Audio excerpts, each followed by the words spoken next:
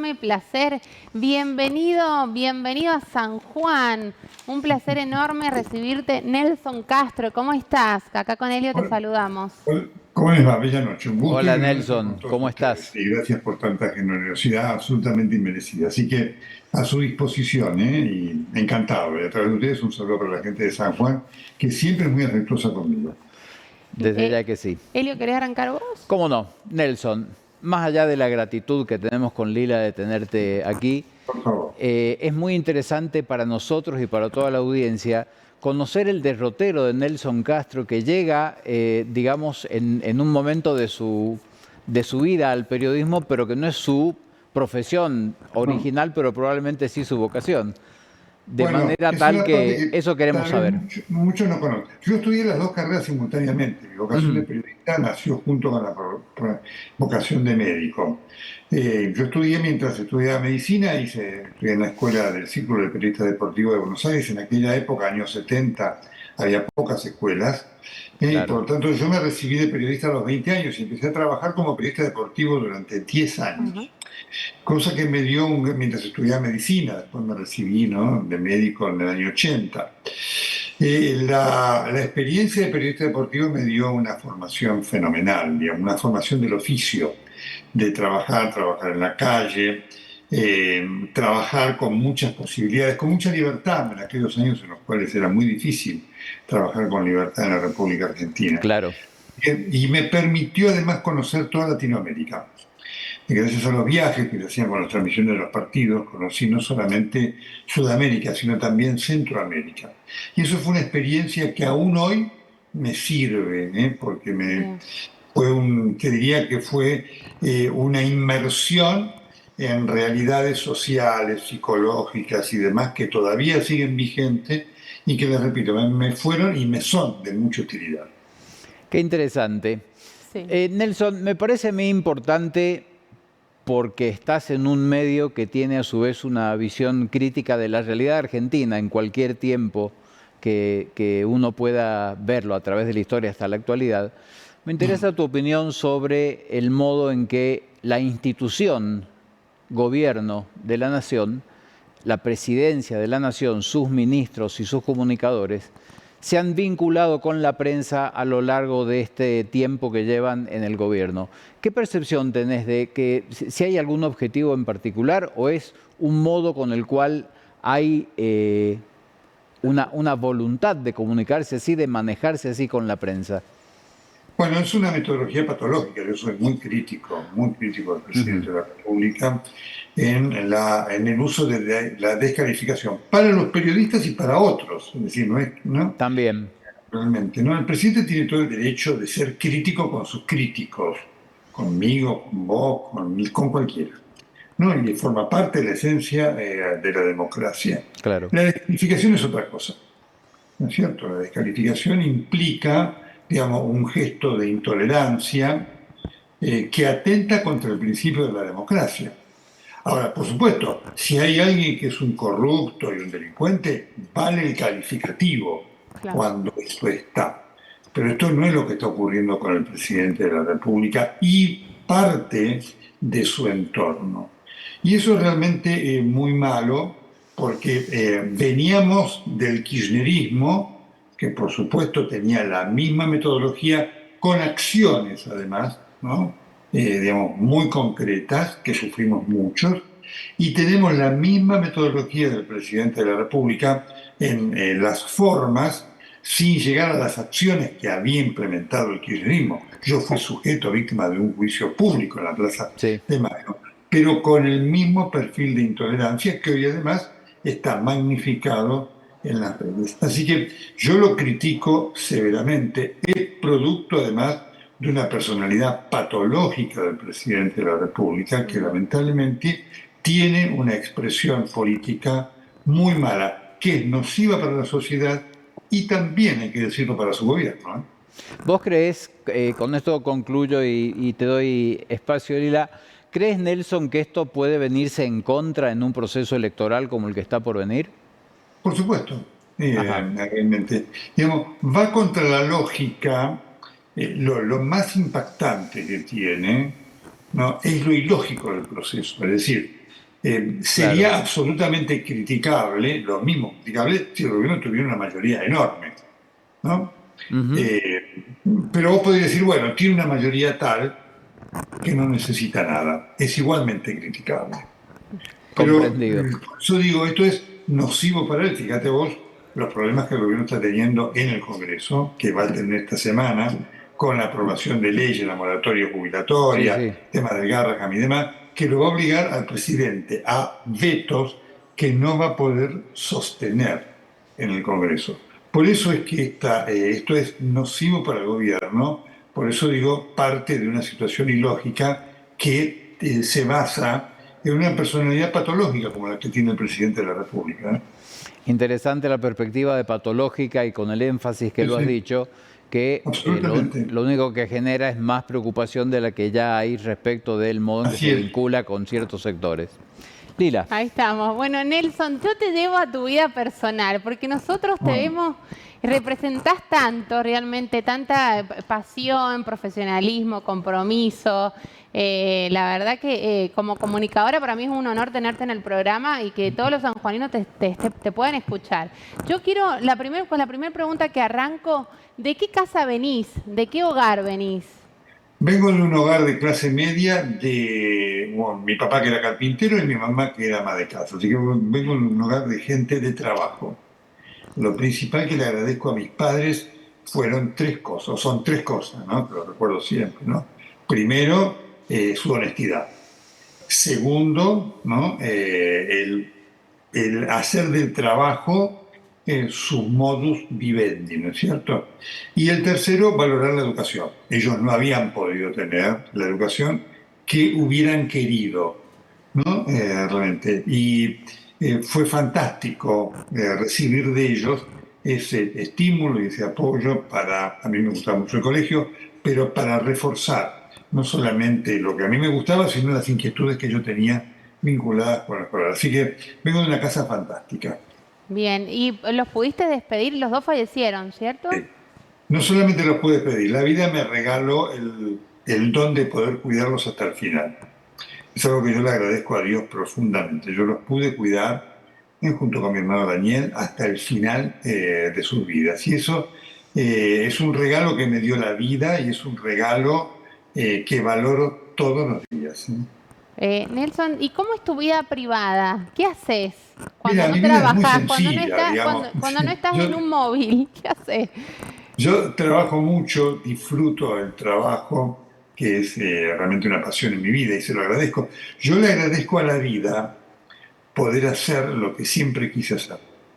Y ese es un regalo para cualquier persona.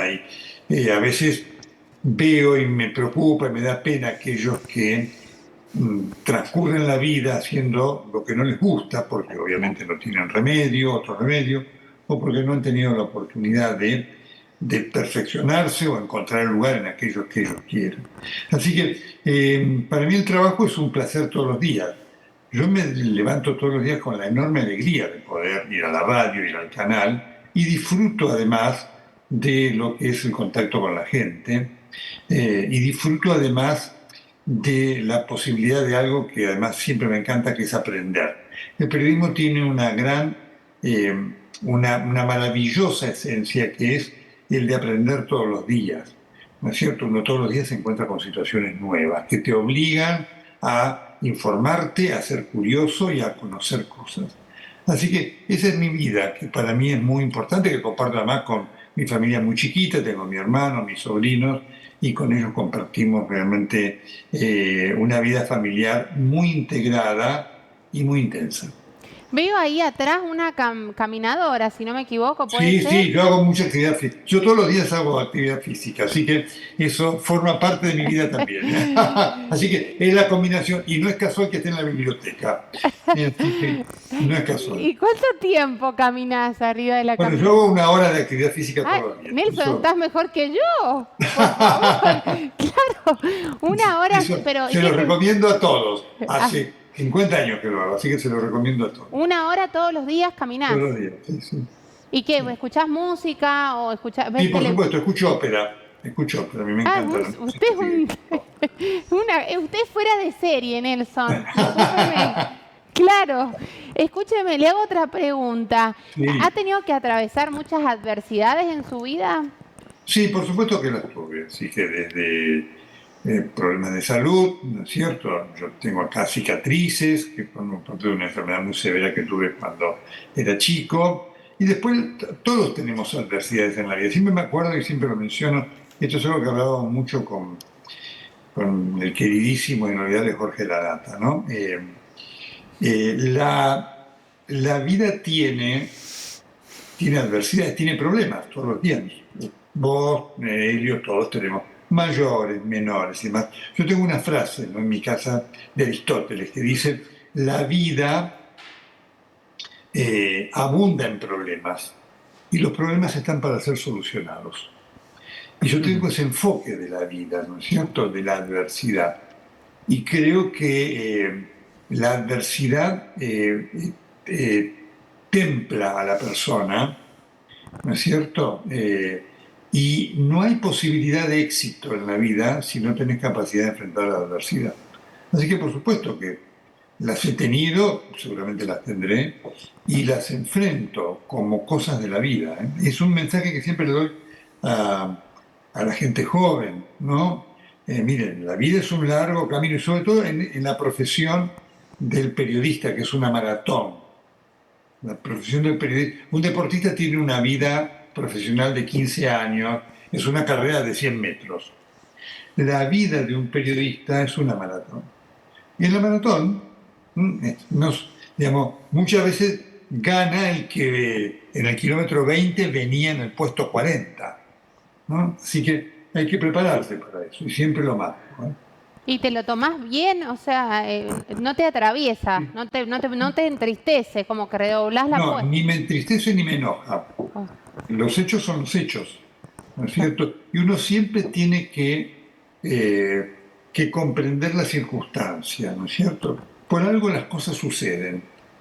No significa que uno sea el responsable siempre de eso, pero uno tiene que entender el contexto y si vos te quedás, digamos, abrumado, resentido y demás, seguramente vas a quedar atrapado allí por el resto de tu vida, ¿no? Bien. Superar una adversidad es algo muy importante porque te da una valoración de tu persona, de tu capacidad de hacerlo, muy importante y te demuestra que las posibilidades que tenés realmente. Así que es un elemento muy importante. Digamos, cuando vamos al colegio tenemos que pasar exámenes, ¿no es cierto? Totalmente. Fuiste al colegio, fuiste al colegio, tenés que pasar exámenes. Son pruebas. La vida es eso también.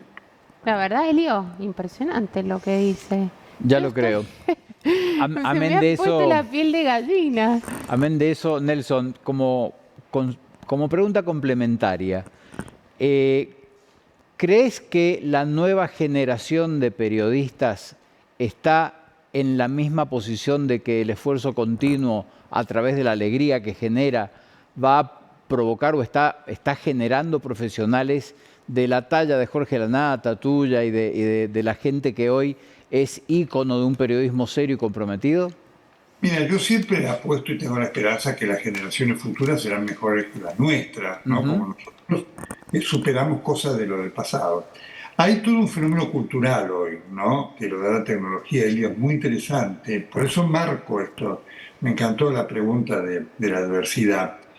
Porque hoy en esta idea que da la tecnología de que todo está ya, ¿no? La Vos inmediatez. un botoncito y tenés desde la inteligencia artificial, tenés la respuesta ya. Vos buscás, ¿no?, en Google hoy la inteligencia Claro. artificial y te da respuestas que no siempre son, cuando vos las analizás, las mejores o las ideales. Claro. Entonces, hoy culturalmente hay un problema para enfrentar este concepto de maratón, pero no solamente en el periodismo, ¿no? Ustedes lo ven en la vida de las personas. Este es el desafío, ¿no?, que yo siempre le marco a las jóvenes generaciones, ¿no? Esto de que no todo es ya, porque a veces una investigación periodística, un trabajo periodístico exige una preparación, lleva un proceso y demás. Ese es, digamos, esa es, te diría, el reparo que tengo, pero estoy seguro que los periodistas que vendrán como en todas profesiones, habrá mejores, peores y demás, pero los habrá muy buenos que harán cosas fantásticas. Nelson, ¿qué conclusión haces del conflicto, porque estuviste en Israel, de este conflicto, de esta guerra que se desató entre Israel e Irán? Mira, ahí es muy interesante y está muy bien usada la palabra. La guerra terminó, el conflicto no. Bien, Ahí hay un tema cultural tan penoso, de odios, que es increíble que no terminen de decantar en las dirigencias para darse cuenta que todos esos países, que Israel, y Palestina, Irán, van a estar siempre ahí, ¿no? Y por lo tanto, frente a eso, la lógica debería decir, vamos a convivir y no a destruirnos, ¿no? Entonces, el estar ahí en el conflicto, vos ves, ¿no? Mirá, en la medida que sigan peleando, y hay que decir que Irán quiere destruir a Israel, que ha sido el origen de todo esto, habrá más muertes en Irán, en Israel, en Palestina y demás. A mí me impacta mucho cuando voy a esos lugares, ver cómo las dirigencias no lo comprenden, porque los que lo sufren son las personas de a pie. No lo sufre ni el presidente del país, ni este ni aquello. Los que murieron fueron personas de a pie. Los que perdieron su casa fueron personas de a pie. ¿eh? En Israel, en Gaza, en Irán y demás. Eso es lo que a mí más me impacta bien. de la guerra, ¿no es cierto? Lo que más me revela, ¿no? Y sobre todo cuando lo podés vivir en vivo en el momento que ocurre. Bien. Nelson, una de las cosas, bueno, te vimos muy emocionado, el Papa Francisco te concedió, esto me gustaría que si lo podamos profundizar porque Bueno, es un regalo de Dios lo que te pasó, sí, que te concediera una nota en el 2019 el Papa Francisco en realidad te autorizaron a difundirla después de que falleciera. Fue así, ¿no? bueno, la historia es así, digamos, y eso lo hace único porque el Papa Francisco fue un Papa muy mediático que dio muchas notas, todas muy interesantes. Pero él hizo algo único, que fue ser el primer Papa de la historia del papado que habló de su salud en forma clara y abierta. Y habló no solamente de su salud física, sino de su salud mental. Y él me eligió a mí para que escribiera ese libro de la historia de la salud de los papas, incluyendo ese hecho histórico. Entonces, por supuesto, mi agradecimiento al Papa será de por vida, porque eso a mí me dio una proyección mundial Sí. que se la debo a él, claramente, ¿no? Y eso es lo que cada vez que lo recuerdo me conmueve, y es una gratitud que siempre le expresé a él y a Dios. Es decir, el primer periodista que entrevista a un papa hablando de su salud en el mundo, en esto de papado, fui yo, y se lo debo a él. Y Bien. eso fue lo que me emocionó durante el funeral. Y efectivamente, cuando hicimos aquella entrevista, él me pidió que no hiciera público, no publicara al aire la grabación y que obviamente se publicara en el texto del libro, Bien. cosa que por así hizo. Bien. Obviamente el texto es impresionante, pero escucharlo a él Sí, terrible. decirlo es Claro, impactante. Sí, sí, a mí me atravesó, claro, o sea, claro, ¿a claro. quién no lo atravesó eso? Claro. Nelson, y tengo vos fuiste amigo del Papa, ¿por qué crees que nunca pudo llegar a Argentina? Nunca nos visitó. Mira, yo creo que él ahí cometió un error. El Papa era un hombre, por supuesto, inefable como Papa en los temas doctrinarios y después como jefe de Estado y persona política sometido a ciertos errores, ¿no es cierto? Francisco era un hombre de poder, era un jesuita. Los jesuitas son máquinas de poder. En cualquier actividad, ingenieros, abogados, médicos, religiosos. Bien, Y Francisco entendió y se dio cuenta que había cometido errores que lo llevaron a caer dentro de la grieta. Y que su presencia aquí ya no era un elemento de unión, sino lamentablemente de división.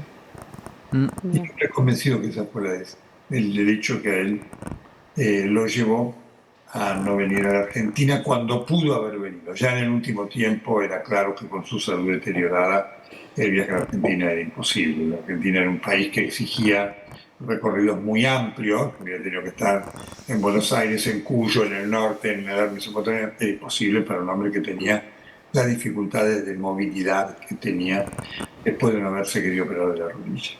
Bien, bien. Nelson, bueno, nos van quedando poquitos minutos, Helio. Tenemos un ranking que hemos hecho con Helio. Te vamos a regalar este ranking. Te deseamos toda la suerte. No, es así. Se trata el ranking de Nelson. Tenés que ubicar del 1 al 5 a estos presidentes, a los que han sido presidentes. Tenemos a Alberto, a Cristina, a Néstor, a De la Rúa, a Milei. Y si querés, te regalo a Alfonsín. Si lo querés ubicar ahí del 1 al 6. Por supuesto que el puesto número 1 para Alfonsín, con todos los errores que cometió económicos, el puesto número 1 para Alfonsín. Todos los demás están rankeados en posiciones muy malas. El número 1 es Alfonsín, claramente, porque además la dimensión histórica de lo que él representó en aquel momento fue clave para asegurar la democracia argentina. Si alguno de los que están ahí hubieran sido presidentes en aquel momento, yo no sé si hoy tendríamos democracia. Bien, Nelson, pregunta difícil, pero creo que cabe.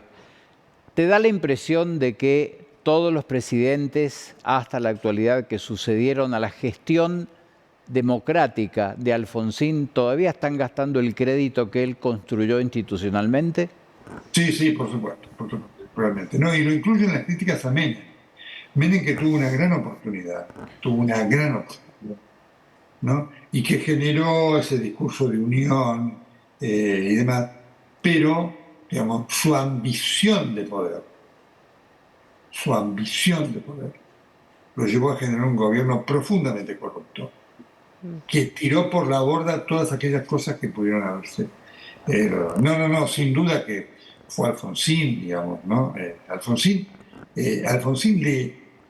fíjense ustedes, si lo ven al día de hoy con la Corte, Alfonsín le ofreció la presidencia de la Corte Suprema de Justicia de la Nación a Ítalo Luder, ¿no? Que había sido su opositor. Sí. El nombre de la oposición. Eso es un hecho extraordinario que en la historia de Argentina ocurrió solamente una vez más con Bartolomé Mitre. Y da idea del concepto fundacional que tenía Alfonsín, que lamentablemente, te repito, falló en la economía y tuvo otras fallas, y después no tuvo ese toque de visión de la necesidad de tener un gobierno económicamente eficaz. Claro. Para sostener algo que también dependía de la gente, ¿no? Pero sin duda la visión de Alfonsín, los gestos, repito, el solo hecho de ofrecerle a la Corte Suprema de Justicia de la Nación a Luder, un opositor, habla de ese concepto fundacional de república que miren hoy qué necesario sería, ¿no? Claro. Ya lo creo. Para cerrar, porque tenemos otra nota que nos están esperando, Nelson. ¿Qué le dirías si me pueden poner los chicos del control?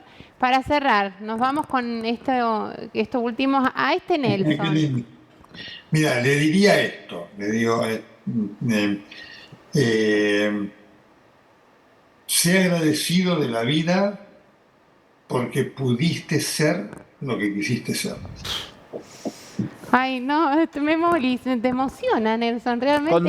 Conmovedor. Y muy generoso. Muy generoso. Gracias, Nelson, por toda por tu generosidad y la pasión que siempre transmitís. Gracias por el afecto. Un gusto para mí estar con ustedes. Que estés muy bien, hasta luego. Gracias, Nelson. Bueno, ¿qué te puedo decir?